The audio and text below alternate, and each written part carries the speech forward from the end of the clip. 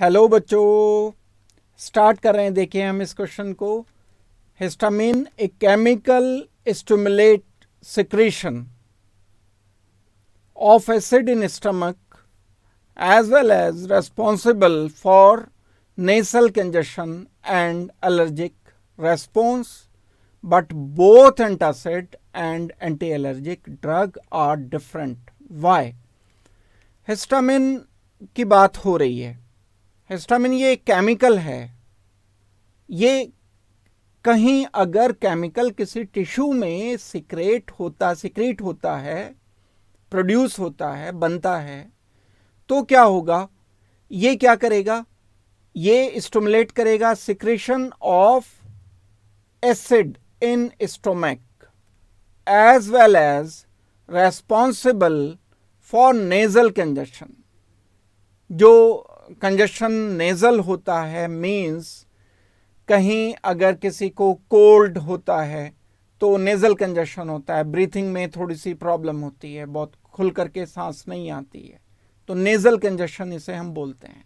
Nasal allergy की वजह से भी ऐसा होता है। एंड एलर्जिक रेस्पॉन्स में क्या होता है? जिस टिश्यू में ये होता है वहाँ इन्फ्लामेशन हो जाता है, थोड़ी स्वेलिंग हो जाती है। तो ये सब काम करता है हिस्टामिन, ये इन्होंने इंफॉर्मेशन दी है। बट अब क्वेश्चन यहां से शुरू है। Both antacid and anti allergic drugs are different. Why? ये जो एंटासिड होते हैं एसिड को सप्रेस करने का काम करते हैं, और एंटी एलर्जिक ड्रग्स होते हैं, ये दोनों अलग अलग क्यों होते हैं? क्योंकि ये दोनों अलग अलग रिसेप्टर पर वर्क करते हैं। इसका कारण है, हम देखते हैं, ढूंढेंगे। तो anti allergic and antacid drug work on different receptor, यही इसका कारण होगा। ये दोनों के दोनों एक ही रिसेप्टर पर वर्क नहीं करते हैं। एक H1 पर करता है, एक H2 रिसेप्टर पर वर्क करता है। तो आंसर तो हमारा ए हो गया। बी पार्ट को देखते हैं। Antacid are strong base.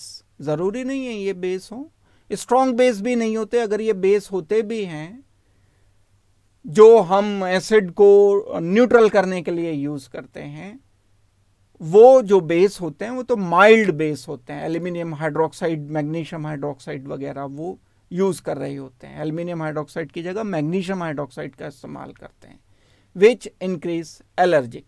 तो ये एलर्जी नहीं करते हैं। और एंटासिड जो होते हैं वो स्ट्रॉन्ग बेस नहीं होते हैं, NaOH KOH की तरह से। जो सी पार्ट है, anti allergic drug are acidic in nature, so not suitable as antacid. ये बात गलत है।